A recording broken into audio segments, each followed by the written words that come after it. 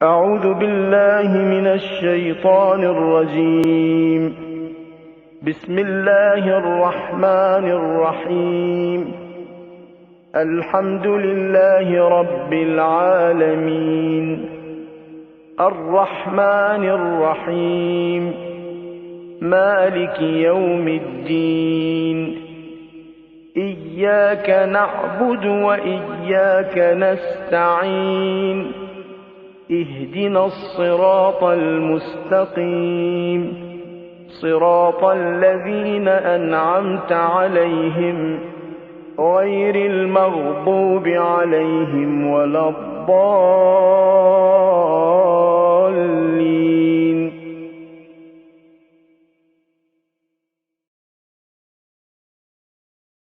الإمام المنتظر والحجة الثاني يشهد اللهم عجل له الفرج ولعنة الله على أعدائهم أجمعين.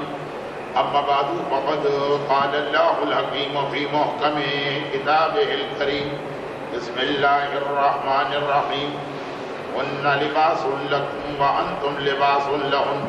فقال سبحانه وتعالى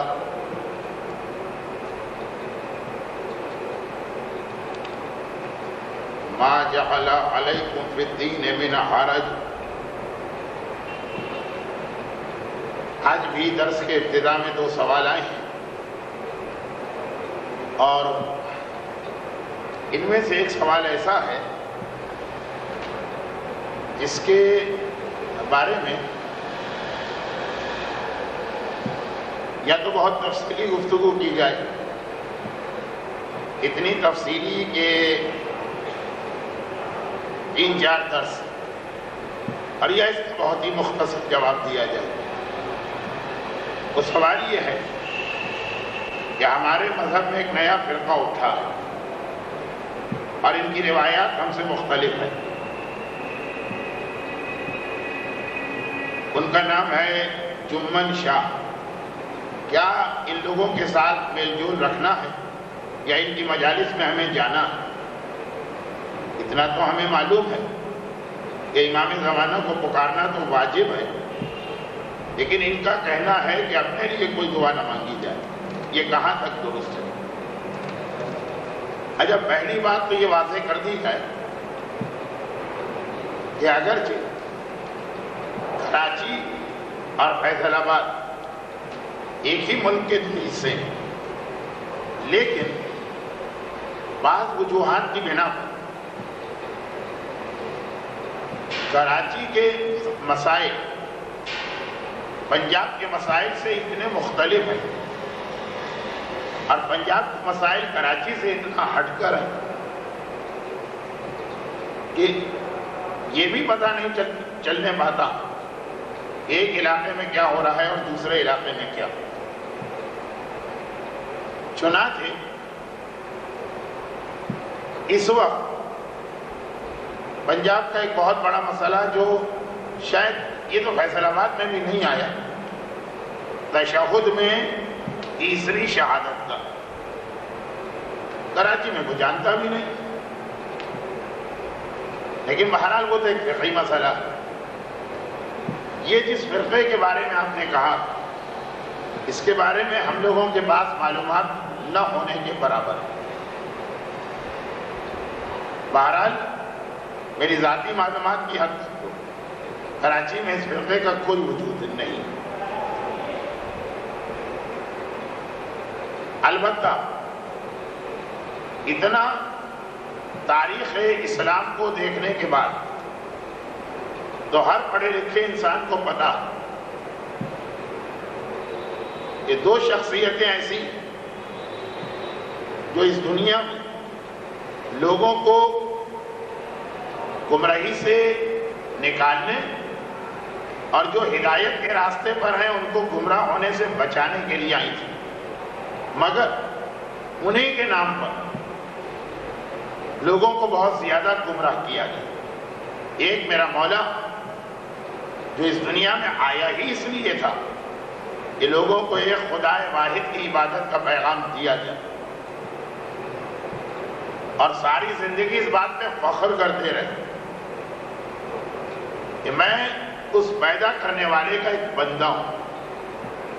بہت ہی مشہور میرے مولا کی حدیث ہے کہ پروردگارا میری عزت اور میرے فخر کے لیے یہ کافی ہے، تو میرا رب ہے، مگر جس علی نے ساری زندگی دنیا کو توحید کا پیغام دیا، اور نہج البلاغہ کی سب سے بڑی خصوصیت یہ ہے کہ اس انداز سے نہج البلاغہ نے پروردگار کے رب ہونے کو، پروردگار کے ایک ہونے کو ثابت کیا کہ شاید قرآن کے علاوہ کسی اور کتاب میں یہ ممکن ہی نہیں۔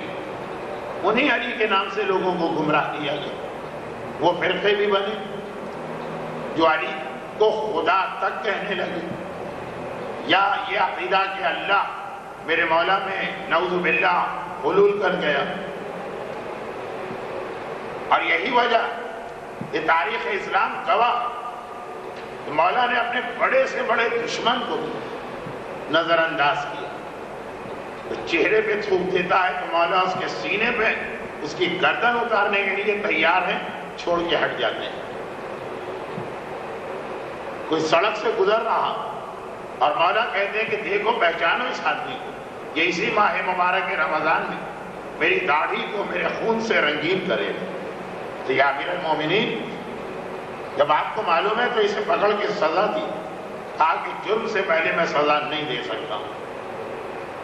وہی شیب جس کے بارے میں پتا کہ یہ میری اولاد کا قاتل جنگ صفین میں گرفتار ہو کے آتا ہے اور اسے قید سے رہا کر دیا جاتا، لیکن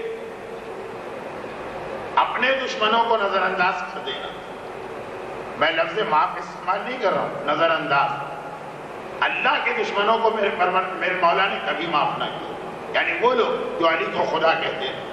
ایک ہی تو ایسا گروہ ہے جس کو میرے مولا نے اپنے ہاتھ سے آگ میں جلایا، اس لیے علی ہر چیز برداشت کر سکتے ہیں، یہ برداشت کر ہی نہیں سکتے کہ میں جو اس دنیا میں لوگوں پروردگار کی توحید کا پیغام دینے آیا ہوں، میرے حوالے سے، میرے نام سے، میری ذات سے اسی خدا سے لوگوں کو ہٹایا جائے۔ اور دوسری شخصیت وہ ہے ہمارے زمانے کے امام کی، کہ جنہیں ساری دنیا خدا ہی کا نام پھیلانا ہے، لیکن انہی کے نام پر حد سے زیادہ لوگوں کو گمراہ کیا گیا، جو میرا پورے عشرے کا ایک موضوع بھی ہے۔ اور شاید آج رات کے مردوں کے درس میں اشارتاً یہ بات آئے، جیسے اشارتاً یہاں آ رہی کہ کسی کی دشمنی میں تو یہ دیکھا گیا ہے کہ لوگ بہک جاتے ہیں، نہ حق کا ساتھ دیتے ہیں نہ انصاف کا ساتھ دیتے ہیں، ایک آدمی سے اختلاف ہے تو اس کی ہر بات بری، لیکن محبت میں بھی لوگ بہکتے ہیں۔ جناب عیسیٰ کو خدا کہنے والے سورہ مائدہ کے آخر میں ان کا تذکرہ، یہ محبت میں بہتے ہیں۔ میرے مولا کو اللہ کہنے والے محبت میں بہتے ہیں۔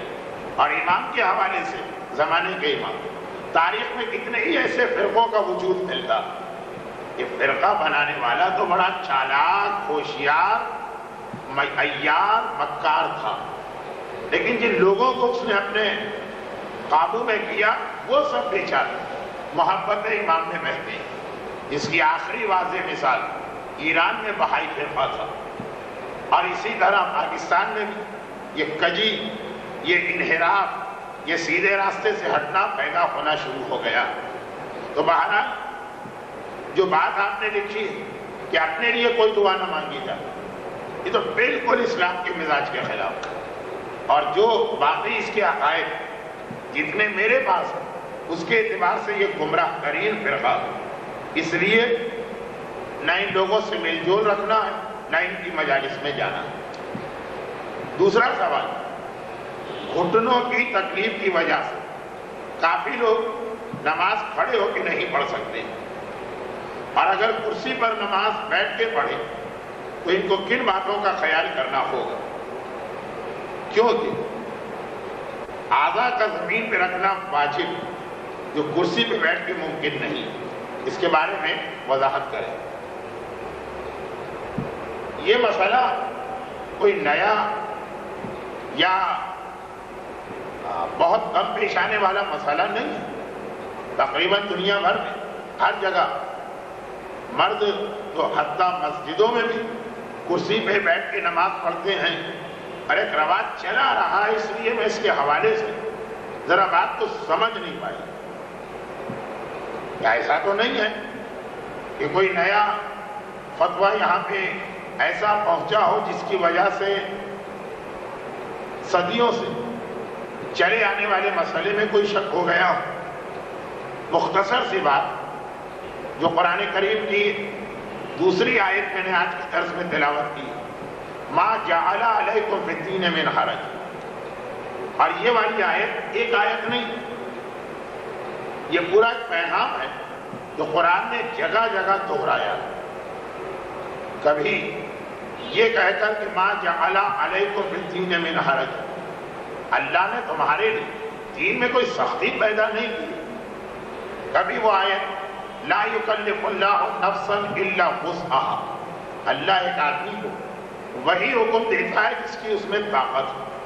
اور کبھی ماہ مبارک رمضان کی جو 5 آیتیں قرآن میں آئی، 183، 184، 185، 186 اور 187 سورہ بقرہ، اس میں آیت نمبر 184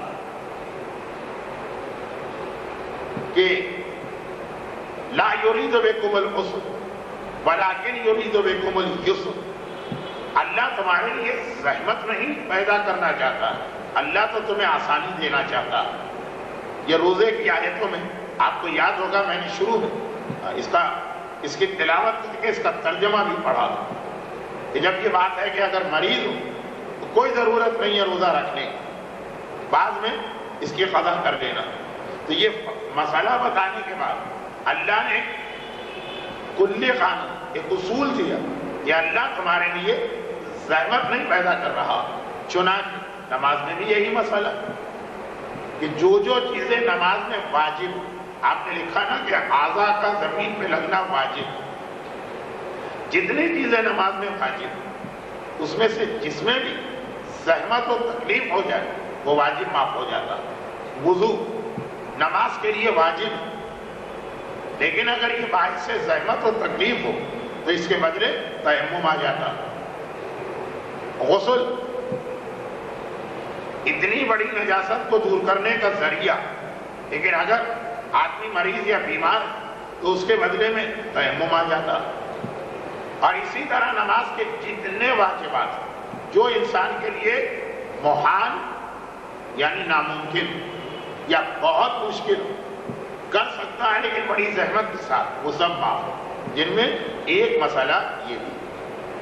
البتہ یہ خیال کرنا ضروری کہ جتنی آدمی کو تکلیف ہے فقط اتنی عبادت معاف ہو، یہ نہیں کہ تکلیف ہے آدھی عبادت میں اور باقی آدھی میں نہیں ہے تو پوری معاف ہو جائے۔ اس عبادت کو چھوڑ کر جو اول سے آخر تک پوری ایک ہی ہے، ایک یونٹ ہے، جس کے اجزاء نہیں، جیسے روزہ کہ اگر کوئی مریض 12 گھنٹے کے روزے میں 8 گھنٹے فاقہ کر سکتا ہے، 4 گھنٹے کی طاقت نہیں آخری 4 گھنٹے کی، تو روزے کے اجزاء نہیں، روزہ اول سے آخر تک ایک چیز، یا پورا ملے گا یا پورا چھوٹے گا۔ لیکن وضو، خود وضو، میں نے کہا نا کہ وضو میں زحمت ہو تو تیمم کر، لیکن کب؟ یا پورے وضو میں زحمت ہو۔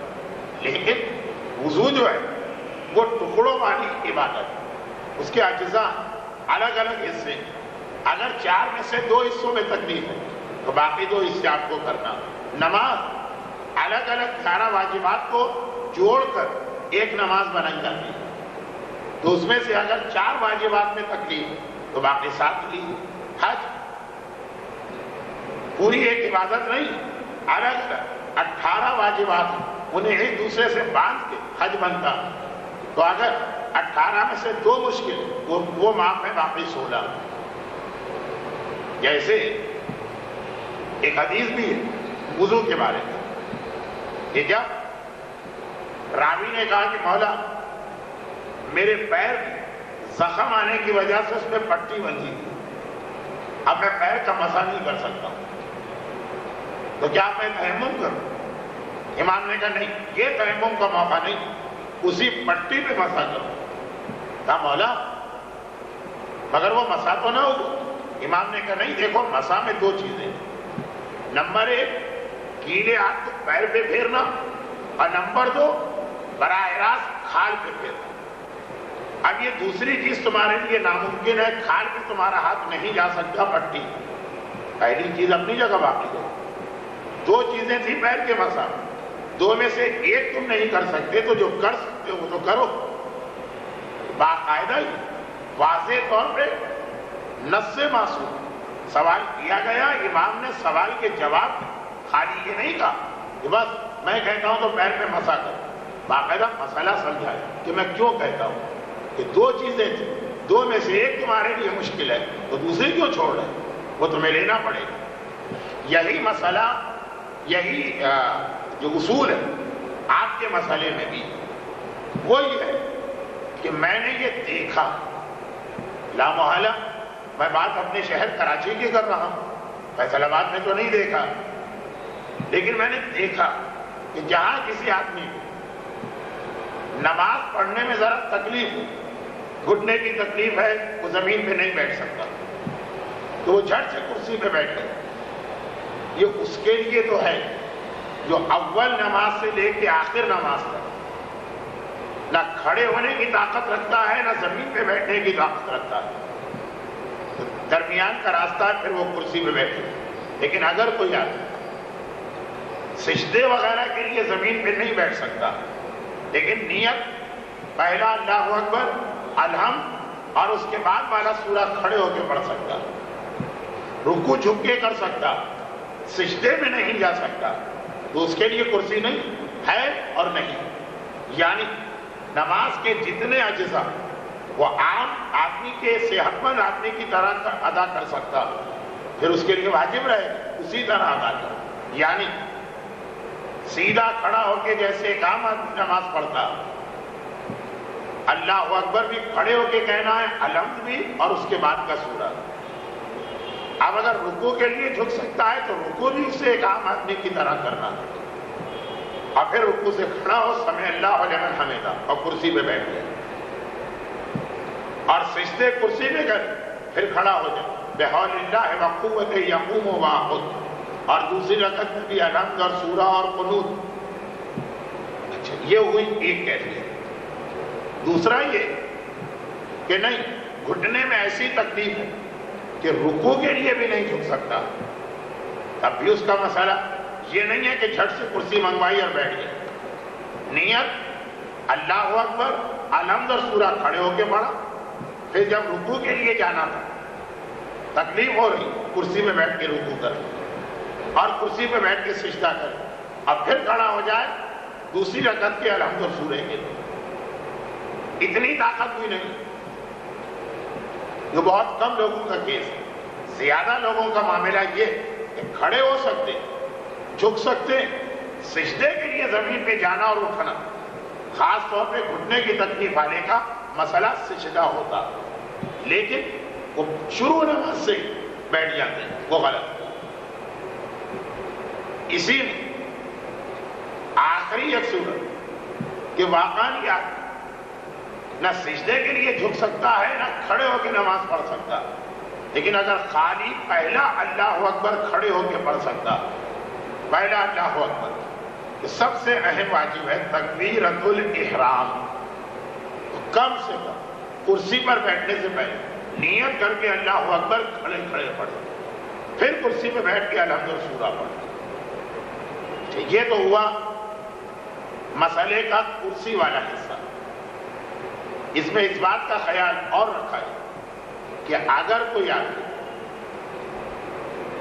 گھٹنے کی تکلیف کی وجہ سے ساری نماز بیٹھ کے نہیں پڑھ سکتا، لیکن ایک بار زمین پہ بیٹھ سکتا ہے، گھٹنے کی تکلیف ہے تو بار بار بیٹھنا اور کھڑا ہونا، بار بار بیٹھنا اور اٹھنا مشکل ہے، لیکن کم از کم ایک بار زمین پہ بیٹھ سکتا اور ایک بار پھر اٹھ سکتا، تو وہ بھی کرسی والا کیس نہیں، جو ایک بار زمین پہ بیٹھ سکتا ہے چاہے زمین سے مطلب باقاعدہ جھک کے زمین پہ بیٹھنا یا کوئی چوکی وغیرہ یا سخت بیڈ ایسا کہ اسے بہت زیادہ بھی نہیں جھکنا پڑے گا، تو نیت اللہ اکبر کہہ کر پھر وہ باقاعدہ اس طرح بیٹھے جیسے ہم لوگ تشہد میں بیٹھتے ہیں، اور اس طرح سے بیٹھ کے نماز پڑھے، وہ والی نماز کرسی سے پہلے آتی ہے۔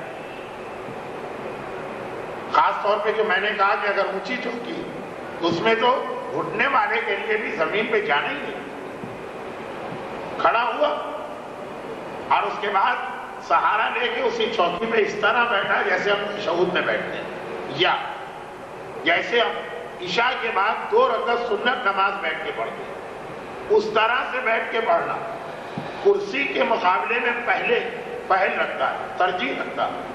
ہاں جس کے لیے اس طرح بھی بیٹھنا ممکن نہیں، بالکل کھڑا ہونا بھی ممکن نہیں، اس کے لیے آخر میں کرسی ہی، اور وہ پھر بہرحال اس طرح کہ اعضائے وضو، اعضائے سجدہ جو زمین پہ لگانا واجب وہ معاف ہو جاتا، پھر کرسی پر بیٹھے بیٹھے ہی وہ سجدہ کرے، اگر رکوع بھی کرسی پہ کرنا ہے تھوڑا سا سر جھکائے کہ میں رکوع کر رہا ہوں، سمع اللہ لمن حمدہ کہہ کے سر اٹھا لے، اور سجدے کے لیے جتنا جھک سکتا، حتیٰ اگر اس طرح کی کرسی ہے جو بہرحال کیمرے میں تو نہیں آ رہی ہے، یعنی کرسی کے اوپر اپنے پیروں وغیرہ کوئی سخت چیز رکھ کے وہاں تک جھک سکتا تو وہاں تک جھکے اور سجدگاہ یا مہر اس کے اوپر رکھے۔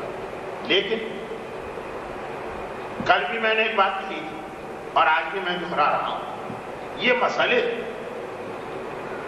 1 2 5 منٹ میں سمجھانے کے نہیں ہوتے، پورا طریقہ ایک عبادت کا نیا طریقہ، جیسے کل نماز جماعت کے لیے میں نے کہا، آج بھی جتنا میرے لیے ممکن تھا میں نے یہ بتا تو دیا، لیکن پھر بھی میرا اندازہ ہے کہ کچھ چیزوں میں یقیناً ایک کنفیوژن پیدا ہوا ہوگا، اسی لیے آج کا درس سمجھیے اسی کو موضوع بنا کے شروع کرتا ہوں، اور وہ یہ کل ایک غلط فہمی بھی شاید پیدا ہو گئی ہو، وہ بھی میں ساتھ ساتھ حل کرتا چلوں، اور وہ یہ کہ اسی اسلام میں اس انداز کے درس یہ کسی خاص موقع کی حد تک محدود نہیں، بھئی رمضان آیا، جوش پیدا ہوا، 15 20 25 دن گئے اور ختم، سارا سال بیٹھے رہے۔ علم دین، مسائل شریعت، واجبات کے مسائل کو سیکھنا خود بھی واجب، اور یہ سارا سال آدمی کو یہ سیکھنا پڑے گا، گرچہ اس کا بہترین زمانہ یقیناً وہ بچپنا ہے، جب آدمی کی ذمہ داریاں کم ہوتی ہیں۔ یہ ساری دنیا میں ہر مسجد اور امام باڑے کے ساتھ قرآن اور دینیات سکھانے کا ایک مرکز ہوتا، آج بہترین طریقہ تو وہی، چاہے اسے دینیات سینٹر کہا جائے، مسجد یا امام باڑے کا مکتب کہا جائے، سنڈے اسکول کہا جائے، کیونکہ بہرحال ایک تو وہی عمر ایسی جب آدمی کے پاس اور کوئی ذمہ داری نہیں، اور دوسرا بچہ ہر چیز کو بہت جلد پک اپ کرتا ہے، اللہ نے بچے کا ذہن ہی ایسا بنایا ہے، اور نہ صرف یہ کہ بہت جلد پک اپ کرتا ہے بلکہ بچپنے کی چیز آخر تک یاد رہتی ہے۔ چنانچہ یہ بہترین موقع بھی ہے، اور ساتھ واجبات بھی، والدین کی ذمہ داری ہے کہ اپنے بچے کے بالغ ہونے تک اسے واجبات کے عام مسائل سکھا دیں، عام مسائل۔ اب اس کے بعد آتے ہیں خاص مسائل، یعنی 9 سال کی لڑکی 15 سال کا لڑکا، شاید اسے ابھی کرسی پہ بیٹھ کے نماز کے مسئلے کی ضرورت نہ ہو، یہ مسئلہ عام طور پہ 35 سال 40 سال کے بعد پیدا ہوتا، لیکن بالغ ہونے تک روزانہ پیش آنے والے عام مسائل، اور اس کے بعد جب یہ مسئلے سیکھ لی تو اب مدرسہ بند نہیں، اب یہ مزید اپنی معلومات ان مسائل کے لیے بڑھا دی جو مستقبل قریب یا اسے پیش آ سکتے ہیں یا اس کے گھر والوں، رشتہ داروں، دوستوں اور پڑوسیوں. اور یہ مسائل حاصل کرنے کی وہ ذمہ داری ساری زندگی مرتے دم تک رہتی. لیکن اسی کے اندر دوسری بات بھی سنی، اور وہ یہ فارسی کا ایک شعر ہے، شعر ویر پڑھنے کا وقت بھی نہیں ہے اور شاید روزے میں کراہیت بھی ہے. خلاصہ یہ کہ اگر بنیاد کی اینٹ کو ٹیڑھا رکھا گیا تو اب یہ بلڈنگ اگر سریا تک پہنچ جائے، آسمان تک، تو وہ ٹیڑھی کی ٹیڑھی رہے. چنانچہ جو کل میں نے بات کہی تھی آج اس سے ربط ملا.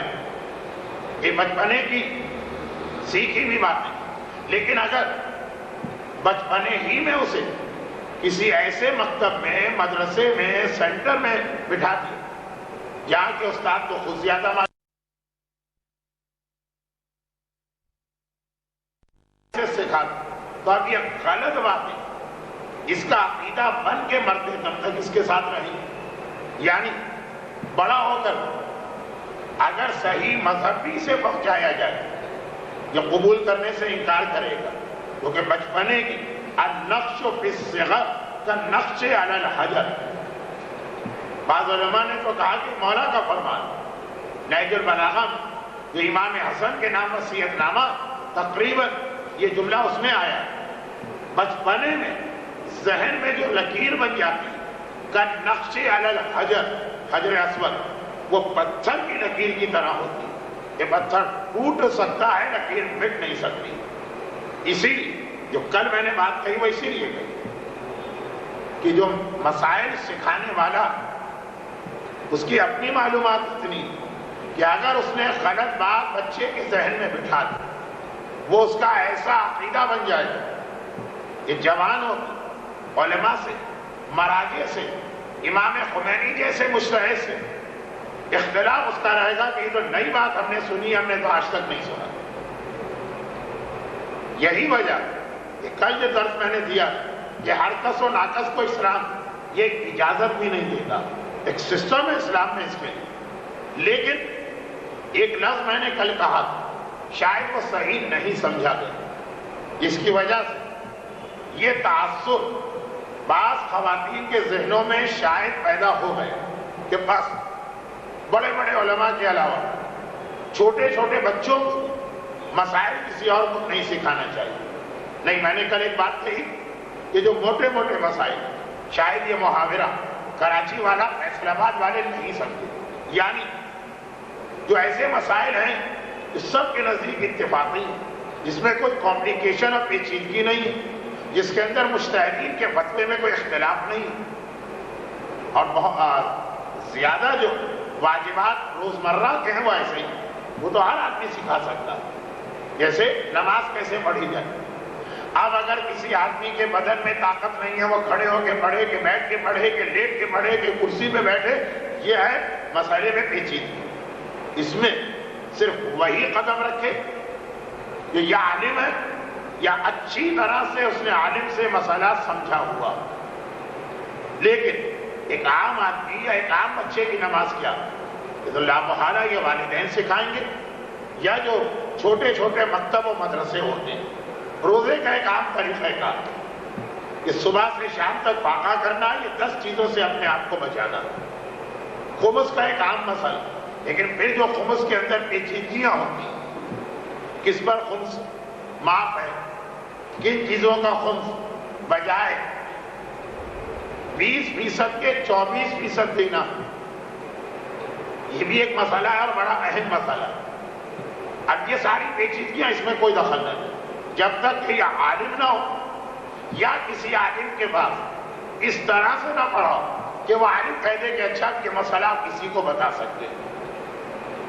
جو کل میں نے ایک بات کہی تھی کہ بعض اوقات میں یہ محسوس کرتا ہوں کہ میں استعمال ہو گیا ایسے لوگوں کے ہاتھ. اس میں یہ بھی ایک شامل کہ کئی لوگ کراچی میں ایک توضیح المسائل ہوتی ہے، اسے ہم ہر 3 سال میں ایک ایک صفحہ کر کے پڑھاتے تھے اور مکمل کراتے تھے. اب آئے اس کے اندر لوگ 3 مہینے 4 مہینے 6 مہینے بیٹھے، اور پھر ہر جگہ پہنچ گئے اپنے آپ کو مسئلہ بتانے والا ظاہر کر یہ ہم فلاں کے شاگرد ہیں، فلاں کے فرشتوں کو بھی خبر نہیں۔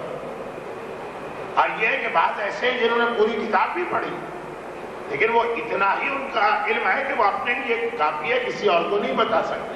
یہ ہم تو پورا کورس مکمل کر کے آئے، یہ ایسا نہیں۔ باقاعدہ جس عالم سے پڑھا اس نے اگر کہا ہو کہ ہاں میں یہ محسوس کر رہا ہوں کہ آپ کی اتنی معلومات ہوگی کہ خود عمل کرنے کے علاوہ کسی اور کو بھی اتنے مسئلے بتا سکتے ہیں، یہ میں نے کل کہا۔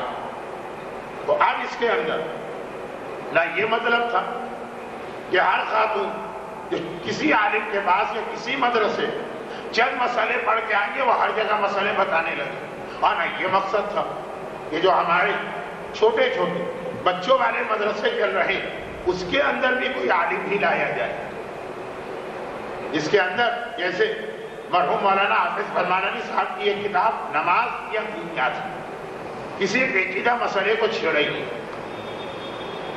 جبکہ کتنے بڑے عالم تھے، وہ اس لیے کہ بھائی جتنی معلومات وہاں تک رہو، جو امور دنیا آپ تو ماشاءاللہ گھر چلاتی ہوں گی، جو گھروں کے چلانے کا اصول وہی مسائل کے اعتبار سے نہیں، اور وہ یہ ہے کہ جتنی چادر ہے اتنے پیر پھیلاؤ۔ گھر بھی اسی اصول پہ چلتے کہ اگر 4000 گھر میں تنخواہ آتی اور آدمی خرچے 6000 کے کر دے تو لا محالہ آخر میں جا کے دیوالیہ ہو جائے گی۔ اور مسائل کا بھی یہی اصول ہے کہ اگر 15 مسئلے آتے تو ان کو ذہن میں رکھ کے اندازے سے 16واں مسئلہ بتانے کی حماقت نہ کرنا، لیکن عام طور پہ ایسا ہوتا نہیں، اس لیے علماء بار بار اس خطرے سے آگاہ کرتے ہیں۔ لیکن ہمارے معاشرے بہرحال ساری زندگی اپنے علم اور معلومات کو بڑھاتے ہی رہنا۔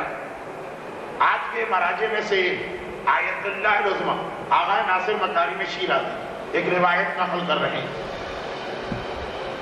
فرماتے ہیں کہ ایک دن ایک آدمی رسول اللہ کے پاس آتا اور کہتا ہے کہ یا رسول اللہ اگر مجھے پتا چل جائے کہ میرے مرنے میں صرف ایک دن رہ گیا، کل مجھے موت آ گئی، تو اب یہ ایک دن میں کون سی ایسی عبادت کروں کہ سب سے زیادہ اپنے اللہ کو راضی بھی کر لوں اور سب سے زیادہ ثواب بھی مجھے مل جائے۔ اب مصلی بچھا کے نمازیں شروع کر دوں یا تلاوت قرآن یا دعائیں قنوت، کون سی ایسی عبادت کہ جب دنیا سے جاؤں تو میکسیمم ثواب اپنے ساتھ لے کے جاؤں۔ پیغمبر کا جملہ یہی تھا کہ جتنی اپنی معلومات دین کے بارے میں بڑھا سکتے وہ بڑھا کے جاؤ، یعنی جن چیزوں کی ہمیں ضرورت بھی نہیں لیکن معرفت اسلام اس سے بڑھتی ہے۔ چنانچہ کئی حدیثوں میں یہ لفظ ہے اللہ عبادتوں کا ثواب دے، عقل اور معرفت کو دیکھ کے دیتا، یعنی ایک ہی روزہ 5 آدمیوں نے رکھا، ہو سکتا ہے کہ 5 کا ثواب الگ الگ، جتنا علم ہے جتنی معرفت ہے جتنی عقل ہے اس کے مطابق ثواب ملے۔ بل نہج البلاغہ کے آخر جو ایک حدیث ہے اس سے ملتی جلتی حدیث معصومین نے بعد میں کئی بار دوہرائی، نوم العالم افضل من عبادت الجاہل۔ بعض اوقات علم رکھنے والے کا سونا جاہل کی عبادت سے زیادہ بہتر ہوتا، وہ اپنی جگہ یہ سمجھ رہا کہ میں خوب عبادت کر رہا ہوں، لیکن لا علمی کی بنا پر شاید وہ اور زیادہ نقصان اپنے لیے اور اپنے معاشرے کے لیے لا رہا۔ یعنی اس کی وہی مثال جو اردو کا ایک محاورہ کہ نادان کی دوستی سے دانا کی دشمنی بہتر ہوتی۔ ایک ریچھ اپنے مالک کو سوتے ہوئے دیکھ رہا اور یہ دیکھ رہا ہے کہ مکھی بار بار آ کے بیٹھ رہی ہے اس کی ناک پر، اس کی نیند ڈسٹرب ہو رہی ہے، تو اپنی معلومات کے اعتبار سے مکھی کو بھگانے کے لیے پتھر اٹھا کے مارتا ہے تاکہ مکھی یا پتھر کے نیچے دب کے ہلاک ہو جائے۔ مکھی تو اڑ گئی، مالک ہلاک ہو گیا۔ یہ دین کے حوالے سے بار بار کہا گیا، اور یہی وجہ کہ اب شب قدر اتنا قریب آ چکی، جسے انگریزی میں کہتے ہیں ہینڈ شیکنگ ڈسٹینس، بالکل ہم اس ہفتے میں داخل ہو گئے جو شب قدر کا ہفتہ۔ آج 13 رمضان، 19 رمضان کو، بلکہ 18 رمضان کی رات کو جو 18 کا سورج ہو ڈوبے گا، شب قدر شروع ہو جائے گا۔ ہمارے یہاں پہلے توبۃ العوام سے اعمال ہوتے، اب مفاتی سے ہوتے۔ مفاتی میں جا کے اعمال شب قدر کی فہرست، ایک عجیب مشورہ شیخ عباس قمی کا پڑھ لی، اعمال شب قدر کی فہرست لکھ رہے ہیں۔ 2 رکعت نماز، قرآن کو سامنے کھول کے ایک دعا، قرآن کو سر پہ رکھ کے 4 معصومین کا نام لے کے دعا، زیارت امام، اللہم لن قتلت امیر المومنین کی تسبیح، 7 8 9 اعمال لکھ رہے ہیں۔ اور پھر کہتے ہیں لیکن شب قدر سب سے افضل عمل علم کو بڑھانا، اور شیخ صدوق علیہ الرحمہ کا حوالہ دے رہے ہیں کہ آج کی رات سارے اعمال ایک طرف وہ ہیں اپنی جگہ، لیکن سب سے زیادہ فضیلت شب قدر میں اپنی معلومات کو بڑھانے کی، علم کو حاصل کرنے کی۔ اس کی ایک تو بہت چھوٹی وجہ یہی کہ ہمارے یہاں کراچی میں تینوں راتیں 19 21 23 100 رکعت نماز پڑھی جاتی ہے، اور تینوں راتیں لوگ جاگتے ہیں، 100 رکعت نماز پڑھ لی، اور 3 راتوں میں 300 رکعت پڑھی۔ 300 نمازیں پڑھنے کے بعد اسے یہ پتا چل گیا کہ میرے وضو میں وہ غلطی جو وضو باطل کر دیتی ہے، جس کی مثال میں نے کل، تمہاری 300 کی 300 نمازیں غلط ہو گئی۔ گناہ گار نہیں ہو، جو ہوا لائنی میں ہوا، لیکن نماز غلط ہو گئی۔ کتنا اس کا حوصلہ ٹوٹ جائے، آئندہ یہ 2 رکعت نماز پڑھتے میں بھی گھبرا جائے کہ ایسا نہ ہو کہ میں زحمت بھی کروں اور آخر میں پتا چلے کہ یہ غلط عبادت نہیں ہوئی۔ اگر 300 رکعت نماز پڑھی اور پتا چلا کہ جس سجدگاہ پہ میں نے نماز پڑھی اس کا بھی خمس واجب تھا جو میں نے دیا ہی نہیں، جیسی چھوٹی موٹی چیزوں کا کون خیال کرتا، ساری نمازیں غلط ہو گئی۔ اب کیسے اس آدمی کا حوصلہ ٹوٹے؟ کیا وہ زیادہ خوش نہیں ہوگا؟ یہ تینوں راتوں میں آیا ہی نہیں، گھر میں بڑا سوتا رہا یا ٹیلی ویژن دیکھتا رہا، پتا چلا اسے بھی کوئی ثواب نہ ملا اور پتا چلا اسے بھی کوئی نہ ملا، مگر اس بیچارے 300 رکعت نماز پڑھی، اس کے گھٹنے ٹوٹے، اس کا بدن درد کرنے لگا، ساری رات کی جاگا۔ انشاءاللہ خلوص نیت پہ اللہ کو ثواب دے دے تو دے دے، لیکن نمازیں اس کی نہیں مانی جائیں گی۔ وہ بڑا اینڈ تھا، ٹیلی ویژن دیکھتا رہا، اسے بھی بعد میں 6 دن کی نماز پڑھنا، اور اس نے جو نماز پڑھی اس کو بھی یہ بعد میں یہ نمازیں پڑھنا۔ شیطان ایسے ہی راستوں سے بہتا تھا، اور یہی وجہ کہ بعض روایات میں کہ سب سے زیادہ شیطان ہمیں اور آپ کو روکتا دین کے مسئلے سیکھنے سے یا غلط جگہ پہ جا کے مسئلہ سیکھنے سے، دونوں ایک ہی بات ہوگی۔ پہلے تو کوشش کرے گا کہ ہم ان چیزوں میں توجہ نہ دیں، اور اگر جائیں تو بجائے اس کے کہ صحیح عالم یا صحیح مسئلہ بتانے والے کے پاس جائیں، بھئی گھر میں بیٹھنے والی وہ عورتیں جنہوں نے کتنا علم حاصل کیا ہے، وہ اپنے ہی مسائل ٹھیک کر لیں تو بہت بڑی بات ہے۔ وہ اگر معاشرے کو مسئلہ بتانے لگے تو وہی جو قرآن شراب کے بارے میں کہا کہ بھئی اس میں فائدہ بھی ہے نقصان بھی ہے، لیکن اسمہما اکبر من نفعہما، بہرحال اس کا نقصان اس کے فائدے سے زیادہ، وہی حالت ہو جائے گی۔ اور چونکہ ہم کراچی میں اس میں مبتلا ہو چکے ہیں، کراچی میں تو بڑی پڑھی لکھی عورتیں، دنیاوی تعلیم، ذرا سا دینیات کہیں سیکھی اور آگے میدان میں کہ ہم مسئلے بتا رہے ہیں۔ چنانچہ بعض اوقات اس کی وجہ سے بڑی ٹیکنیکل خرابیاں ہوتی۔ بہلول دانا کا ایک واقعہ، ذرا سا درس کو لائٹ کرنے کے لیے پڑھا جاتا، لیکن مہاراج ہنسی مذاق میں بات اپنی جگہ رہ جاتی، پیغام اس کا مکمل کہ ایک دن بہلول، اصل لفظ تو ہے بہلول، لیکن چونکہ ہمارے یہاں بجائے پیش کے زبر ہی پڑھا جاتا، بلکہ اگر کہیں میں پیش کے ساتھ پڑھتا ہوں تو لوگوں کے ذہن بھی نہیں جاتے کہ یہ کس آدمی کا تذکرہ۔ وہی اپنے زمانے کے بہت بڑے عالم جن کے بارے میں مشہور ہے کہ امام نے ان کی جان بچانے کے لیے ان کو مشورہ دیا کہ اپنے آپ کو پاگل ظاہر کرو۔ چنانچہ عالم بہت بڑے تھے، اپنے آپ کو اس طرح سے پاگل ظاہر کیا کہ ہر آتا جاتا راہ چلتا ان سے ہنسی کر رہا ہے، مذاق کر رہا ہے، ان کا مذاق اڑا رہا، لیکن وہی سارے مذاق بڑی کام کی اور معرفت کی باتیں بتاتے۔ اس زمانے میں ایک بہت ہی مشہور صوفی بزرگ تھے، جیسے آج کل یہ جمن شاہی فرقہ، ایسا ہی عالم اسلام کو انتہائی نقصان پہنچانے والا ایک فرقہ بنایا گیا تھا صوفی، جن کا خلاصہ یہ کہ یہ آل محمد کے فضائل کو دبانے اور آل محمد سے دنیا کو ہٹانے کے لیے ان کو سامنے لایا گیا تھا۔ چنانچہ یہ لوگ اکثر فراری اور چیٹر ہوتے تھے۔ یہ دوسری بات کہ ہمارے پاس محبان اہل بیت ہیں، اہل بیت کا نام عام آدمیوں تک پہنچانے کے لیے بظاہر اپنے آپ کو صوفی بنایا تقیر تاکہ اس کے ذریعے سے تبلیغ کی جائے، وہ الگ بات ہے۔ جنید ہارون رشید ان کا بڑا احترام کرتا تھا، بلکہ ایک طرح سے یہ شاہی عالم کہلاتے ہیں۔ وہ ایک دن اپنے حالی موالی مریدوں کے ساتھ بغداد کی ایک سڑک سے گزر رہے، سامنے سے بہلول کو آتا دیکھا، بڑا نام سنا، ملاقات کبھی نہیں ہوئی، سوچا کہ آج بہلول سے مذاق کرنا چاہیے، ہے پاگل آدمی۔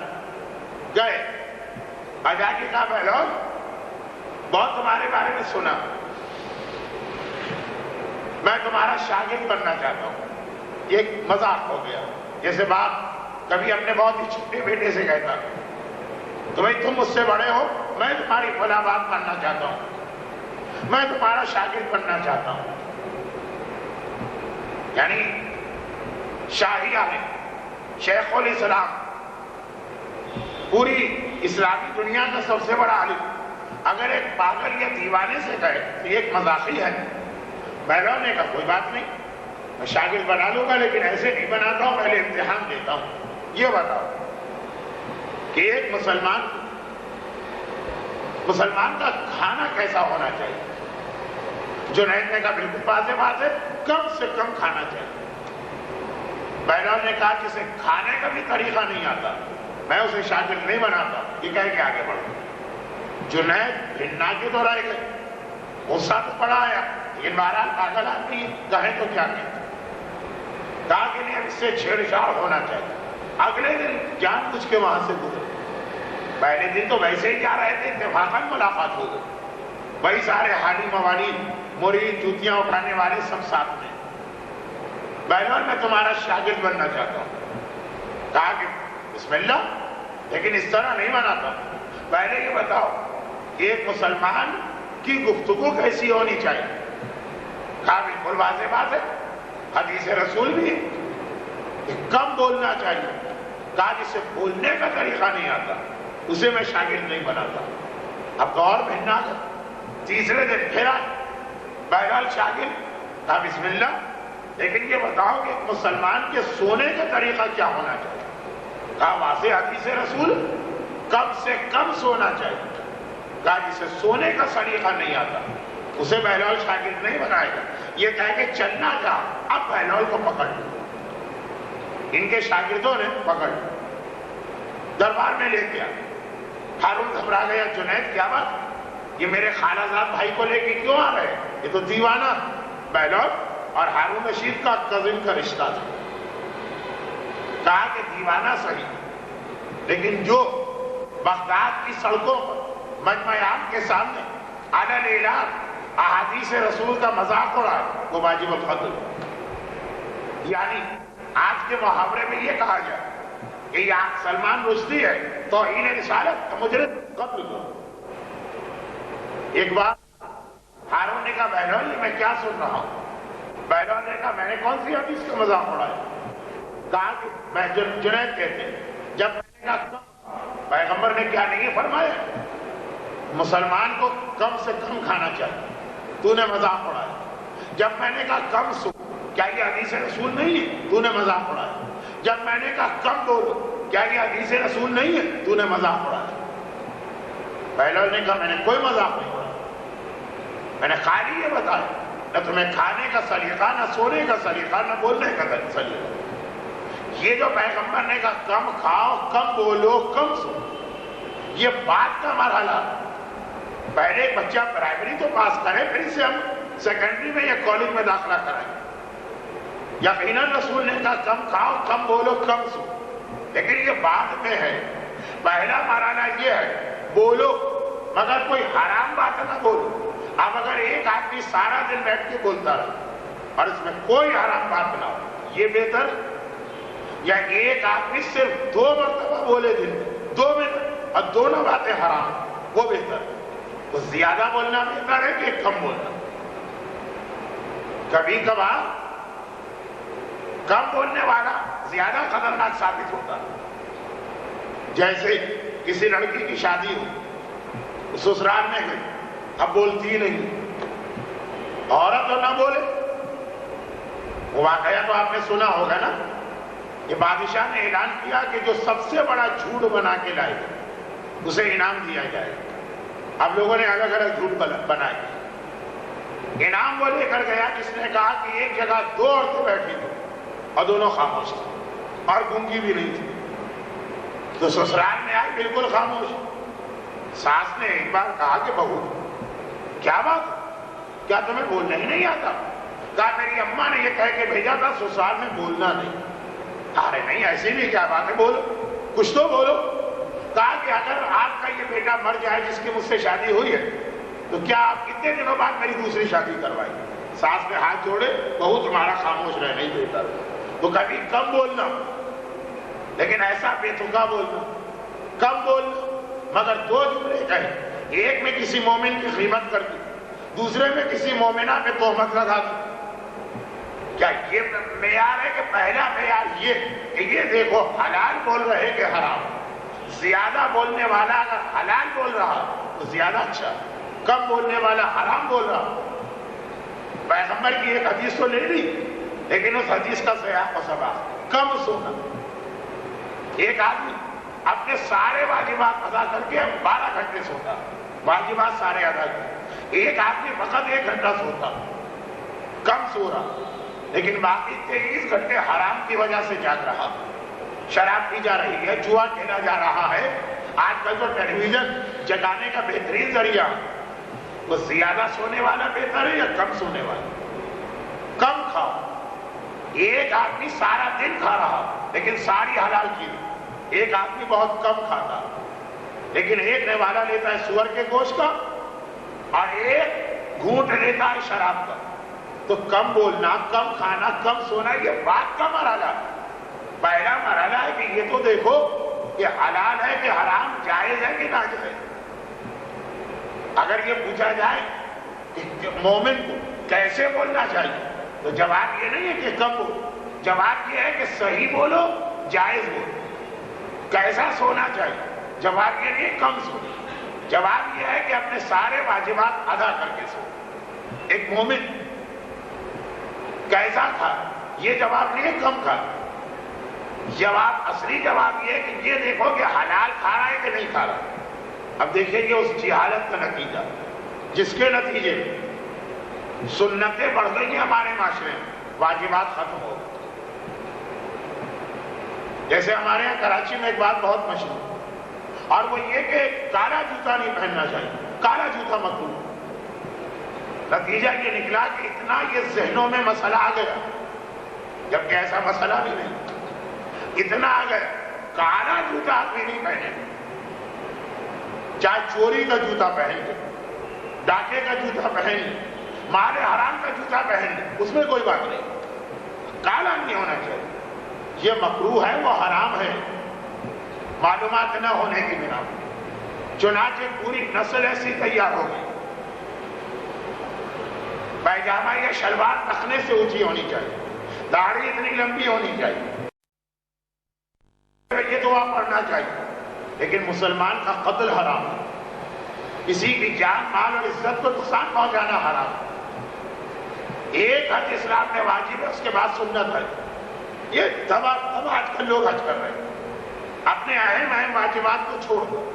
خاص طور پہ فیصل آباد تو تجارت کا شہر ہے. ایک سے ایک حاجی صاحب مارکیٹ میں بیٹھے ہوں، روزانہ روزے کے عالم میں بھی ہزاروں کیا لاکھوں کا حرام کا معاملہ کرتے ہوں، اور اس سے تھوڑا سا پیسہ نکال کے ہر سال یا رمضان کے آخری 7 دنوں میں عمرے پہ چلے گئے یا حج پہ چلے گئے. کہ وہی جنید بغدادی کی غلطی اور علم نہ ہونے کا یہ نتیجہ نکلتا، اور علم نہ ہونے کی وجہ سے وہ خرابیاں جو میں نے کل آپ کے سامنے بیان کی. چنانچہ روایتوں، زبان، یہ انسان کی اتنی سی زبان لیکن بڑی خطرناک ہے. یہ اتنی سی زبان کچھ ماشے کی ہو، یہ 150-200 پاؤنڈ کے آدمی کو جہنم میں پھینکنے کے لیے کافی. تھوڑی سی چند تولے کی یا چند ماشے کی زبان. کئی حدیثیں اس حوالے سے ہیں، لیکن پہلے جناب لقمان کا ایک واقعہ بیان کروں اور پھر دیکھوں کہ آج کے درس میں کتنا وقت ہے، ورنہ باقی باتیں کل. کیونکہ 2-3 دن پہلے جناب لقمان کا تعارف ہوا. اب یہ جتنے دانشمند تھے اتنا ہی ان کو اپنی زندگی بڑے سے ایک امتحان میں مبتلا ہونا پڑا، یعنی غلام، آقا کے غلام. اور غلاموں سے پرانے زمانے میں جس طرح سے کام لیا جاتا تھا. خیر ایک دن ان کے آقا نے کہا کہ لقمان کل میرے کچھ خاص مہمان آ رہے ہیں، بڑے اچھے کھانے تیار کر کے ان کو کھلانا، جتنے بھی اچھے کھانے مینو پر موجود. ٹھیک، جو حکم اگلا دن آیا. یہاں سے وہاں تک اتنا لمبا دسترخوان لقمان نے بچھایا کہ آقا کا دل بھی خوش ہو گیا. آقا نے آج میرے مہمان خوش ہو کے جائیں.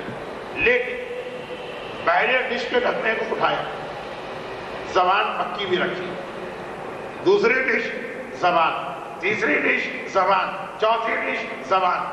جانوروں کی زبان وہ بھی کھائی جاتی ہے. غیظ و غضب کے عالم میں آ گیا. کہا لقمان میں نے کیا کہا، تم نے کیا پکایا؟ کہا آپ نے کہا تھا سب سے بہترین چیز پکا.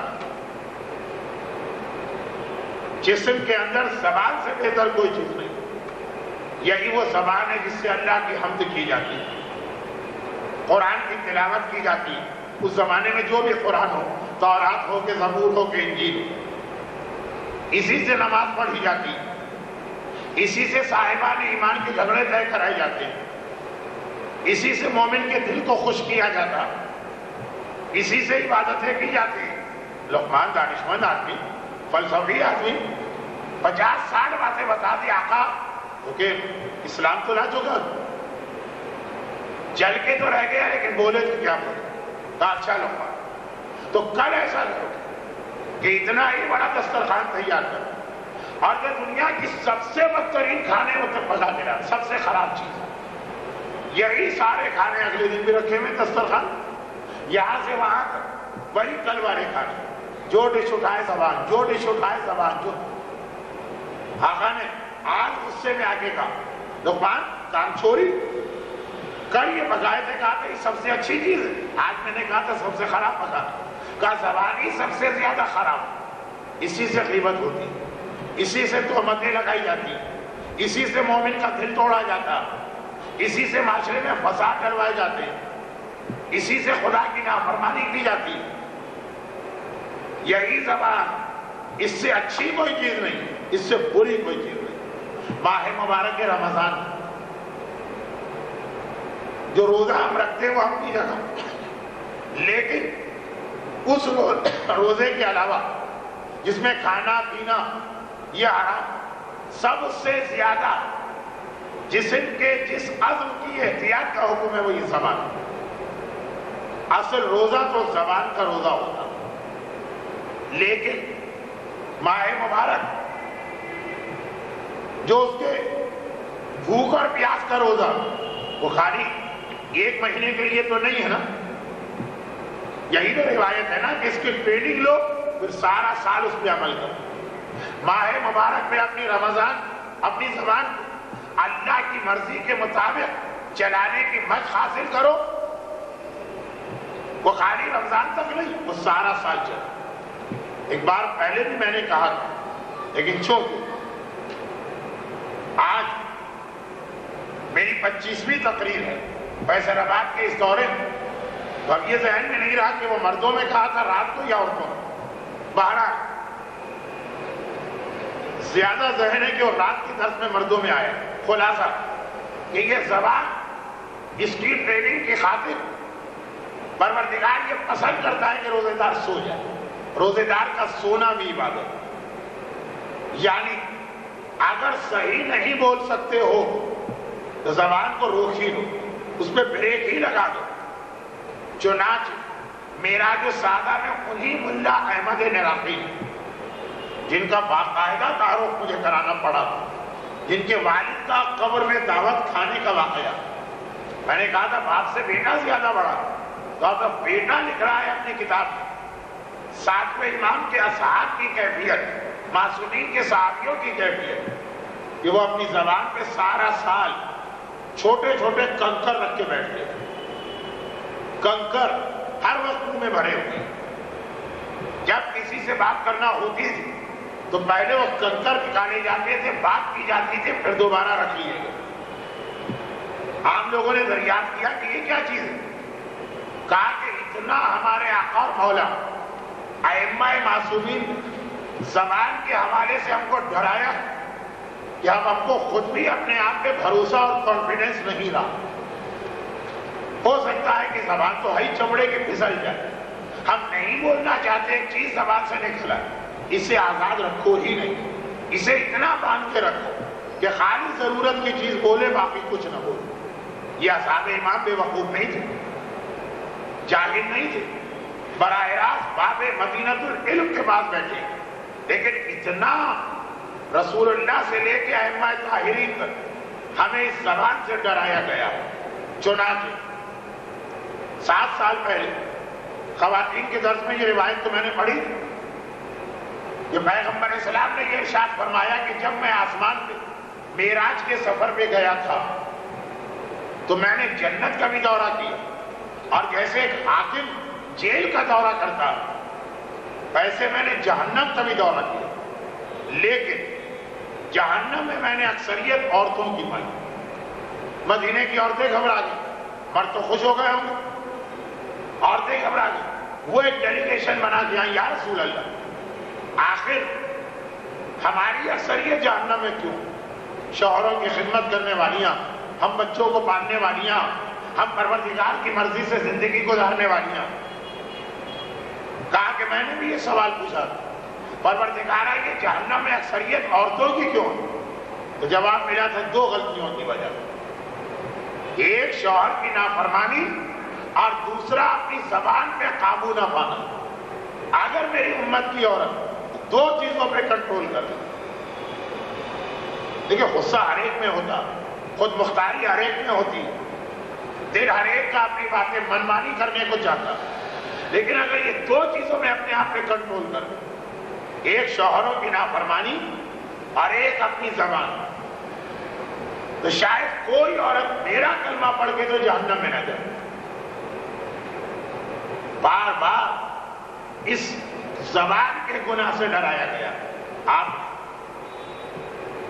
اسی رمضان کے لیے یہ حدیث سنی ہوگی کہ کوئی عورت رمضان کے روزے میں ہے، دوپہر کا وقت ہے اور مدینے کی وہ شدید گرمی، اردو محاورہ ہے کہ چیل بھی اپنا انڈا چھوڑ دے، ایسی شدید گرمی، دوپہر کا وقت، دماغ گھوم جاتا، غصے کے عالم اپنی کنیز کو برا بھلا کہہ رہی، لیکن نوکرانی نہیں، نوکرانی کے پھر بھی کچھ حقوق ہوتے ہیں، اور آج کل تو ان کے دماغ مالکن سے زیادہ خراب ہوتے ہیں۔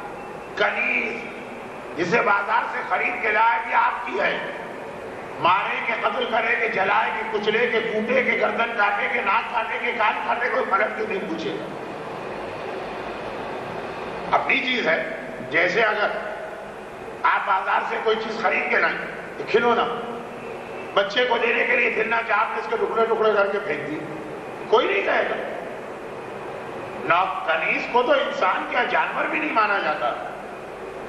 چنانچہ ایک عام سی بات رسول اللہ نے سن لی، فوراً اپنے حجرے میں آئے، ایک ٹرے تیار کی کھانے کا دسترخوان، اور کہا کہ جا کے اس عورت کو دے دو، کہو کہ بسم اللہ کھانا کھاؤ.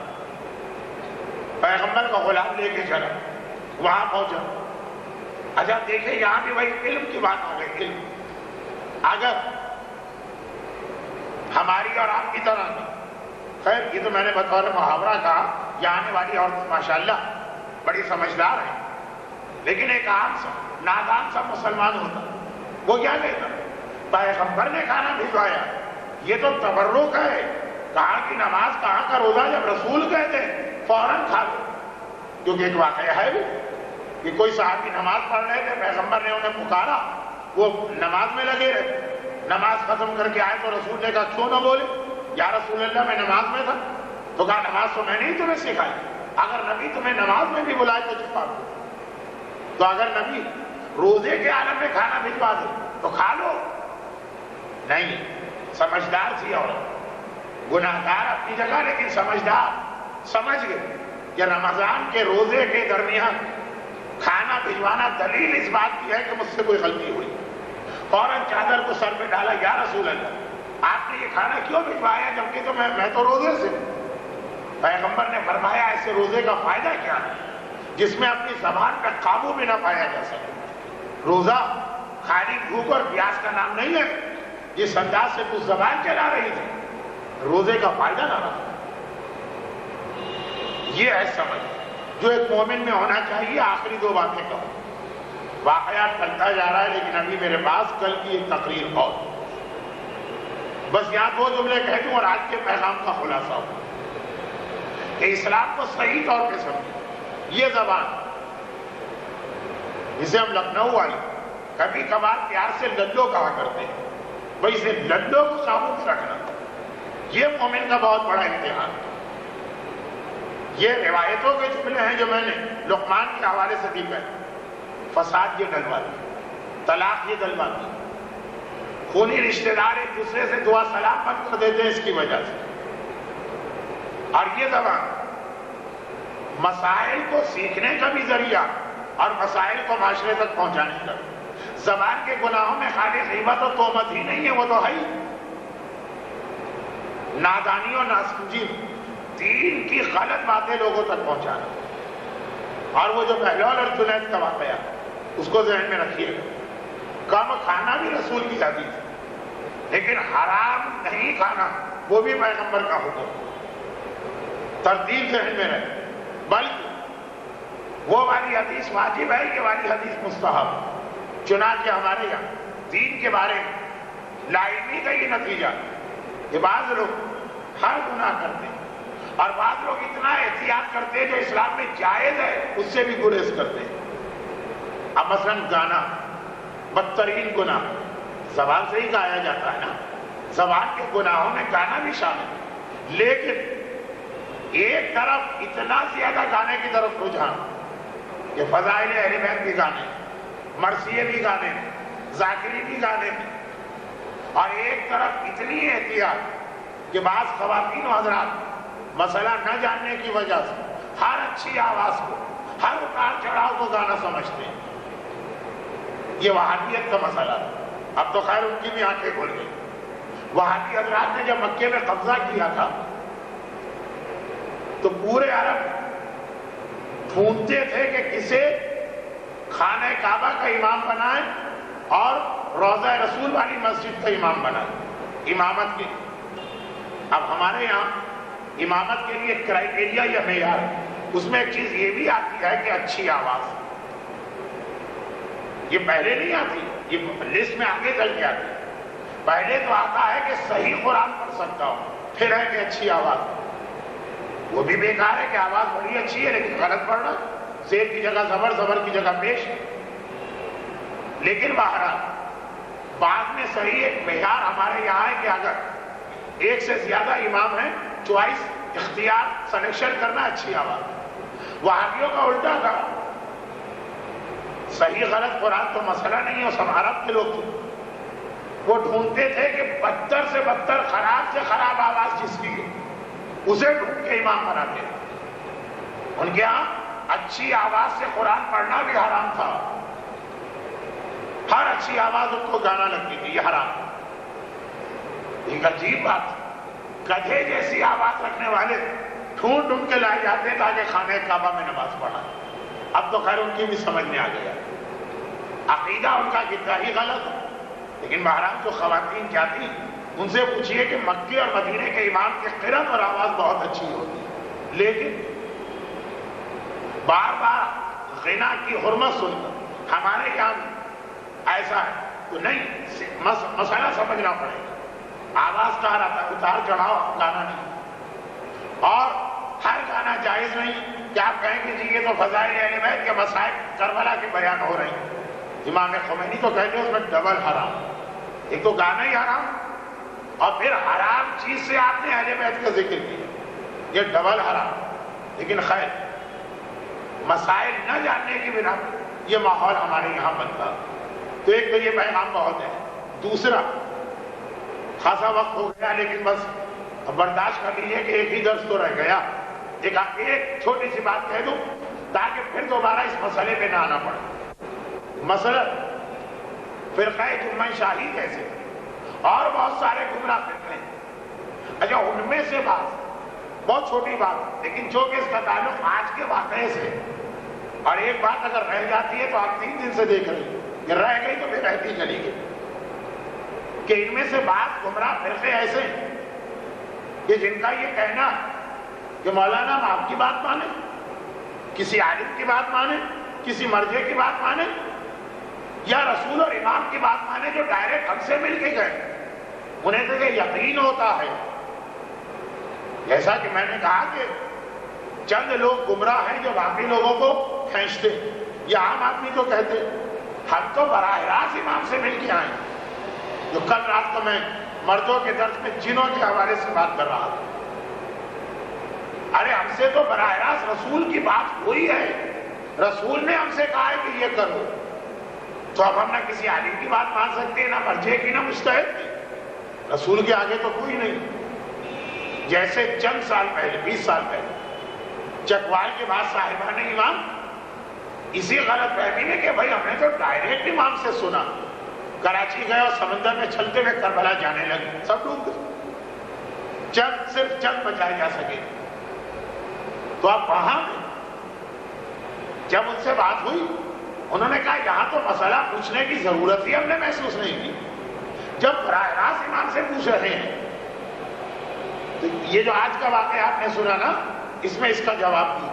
اور 2 باتیں ایسے لوگوں سے. ایک بات تو میں یہ کہتا ہوں کہ آپ کہہ رہے ہیں کہ آپ کی ملاقات رسول و امام سے ہو، کیا دلیل ہے کہ وہ رسول اور امام ہی تھی؟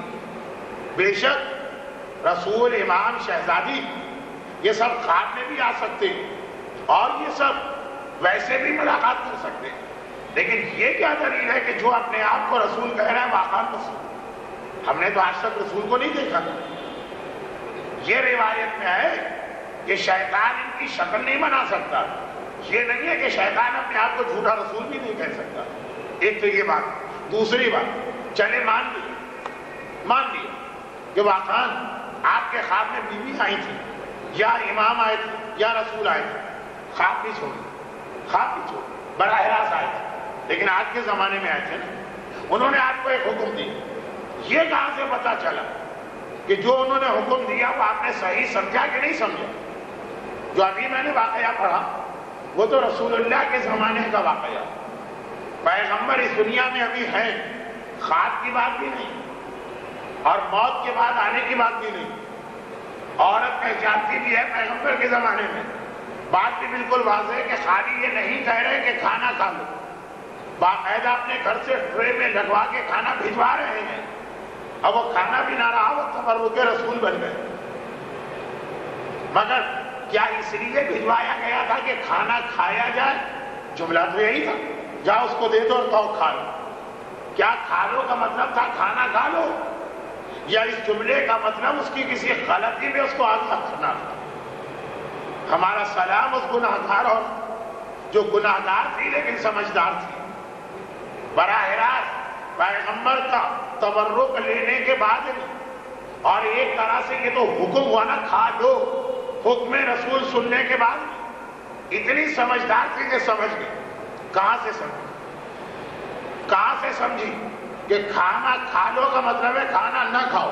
یہ کہاں سے سمجھی؟ یہ سمجھی اس بات سے کہ اس سے پہلے اس نے رسول کی جتنی حدیثیں مدینے میں سنی تھی سب کہہ رہی تھی کہ روزے میں کھانا حرام ہے، اور ایک یہ فرمان آ گیا کھا لو، تو اب اس نے دیکھا دونوں باتوں میں ٹکراؤ پیدا ہو رہا، چنانچہ وہ رسول کے پاس آ گئی کہ حکم سمجھنے میں مجھ سے یقیناً کوئی غلطی ہو جاتی، یہی اصول آج چلے گا۔ اگرچہ آج تو اس عورت کے مقابلے میں ہمارا مسئلہ اور مشکل ہے، ہمیں کیا پتا یہ رسول، اگر پتا چل بھی جائے اور رسول کہہ رہے کھا لو، تو ساری زندگی جو رسول نے 23 سال میں کہا مت کھاؤ، اور یہ جملہ اس سے ٹکرا رہا، تو اس کو بھی ذہن میں رکھنا ہے، خالی آج کے جملے کو نہیں پکڑنا اور دونوں کو ملا کے ایک فیصلہ کرنا، یہی اجتہاد۔ مجتہد کیا کرتا؟ اس کے پاس جب کوئی حدیث آتی فٹافٹ اس پہ عمل نہیں کرتا، پہلے دیکھتا ہے کہ اس ٹاپک پہ ساری دوسری حدیثیں کیا ہیں، ان سب کو آپس میں ملا کے فیصلہ کرتا۔ ایک قرآن کی آیت اگر کوئی آپ کو دکھا دے جو قرآن میں یہ لکھا، اس سے فیصلہ نہیں ہوگا، پہلے قرآن کی 6232 دوسری آیتوں کو بھی پڑھے، ان کو ان سے ملا، اگر سب ایک بات کہہ رہے ہیں تو عمل ہوگا، اگر اس میں ایک بات دوسری آیت میں دوسری بات، جب تک کہ دونوں کو ملایا نہ جائے فیصلہ نہیں ہو سکتا۔ تو خواب خود امام کھانا، خود پیغمبر کا براہ راست بات کرنا، اس سب میں بھی آخری سب سے اہم بات یہ کہ کیا پتا کہ جو ہم سے کہا ہم صحیح سمجھے کہ نہیں سمجھے۔ الفاظ واضح ہیں کھا لو، پھر بھی ہم سمجھے کہ کھانا مطلب ہے کہ نہ کھانا مطلب، جب تک کہ اتنی معلومات ہو، اور اتنی معلومات کس کو ہو؟ جس کے بعد رسول کی وہ باقی ساری حدیثیں، کیا ہمارے یہاں یہی ہوتا؟ معجزات، واقعات، پرچے، خواب میں آنا، مکاشفہ، کہیں مل جانا، جو تھا فوراً ہم دوڑ پڑے، کیا یہ اسلام؟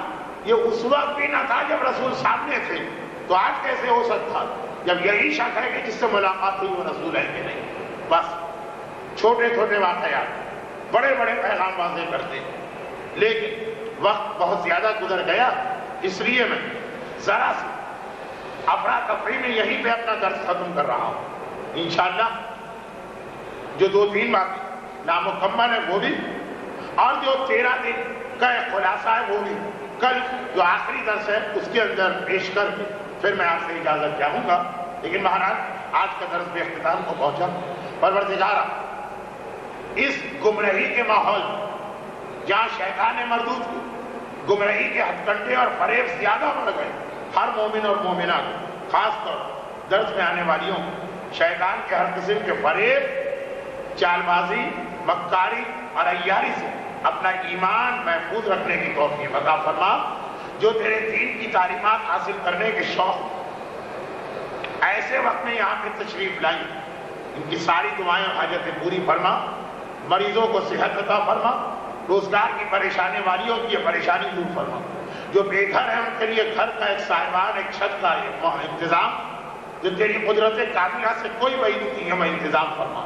پروردگار، ہر صاحب اولاد کو اولاد کی ساری خوشیاں نصیب فرما، بے اولاد کو صاحب اولاد فرما، ہر مومن اور مومنہ کو حج و زیارت 4 معصومین کی توفیق عطا فرما، ہمارے تمام مرحومین کی مغفرت فرما، ظہور امام میں تاکید فرما۔ 1 مرتبہ سورہ فاتحہ، 3 مرتبہ سورہ قل هو اللہ، درس میں آنے والی تمام خواتین کے تمام مرحومین کے لیے، بانیان درس کے خاندان کے تمام مرحومین کے لیے، حالیہ زلزلے کے شہداء عراق، شہداء ملت جعفریہ، اور آخر میں تمام مرحوم مومنین مومنات کو شامل کرتے ہوئے ان سب کے ایصال ثواب کے لیے۔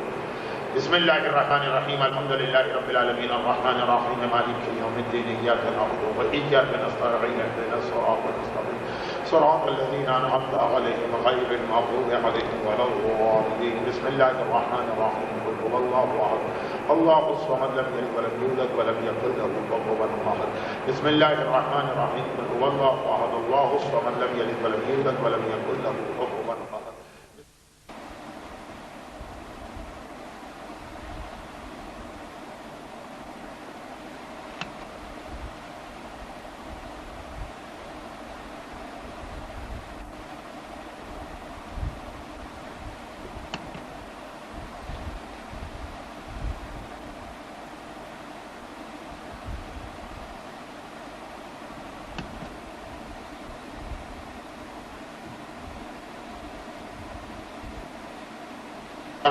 کتابہ الکریم.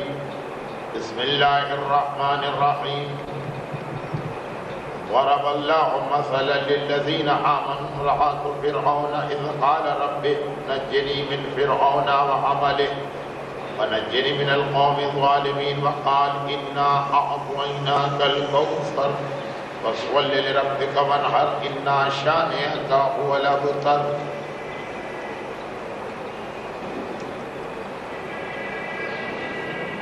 اگرچہ